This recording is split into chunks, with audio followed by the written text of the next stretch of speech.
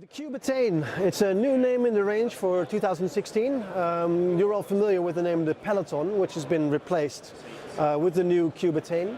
The Attain will be the more entry-level road bike with a slightly different geometry, a more relaxed geometry where it's a shorter top tube and especially a longer head tube area, giving you a more relaxed position and a more comfortable position also for long rides.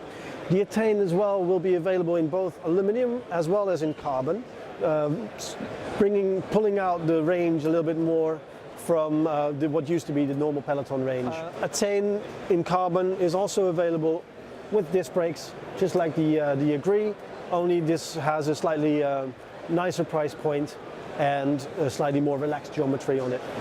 Another feature we have on the Attain is the ability to mount racks and fenders on these bikes, giving you a really good opportunity to turn this bike into a really great commuter bike.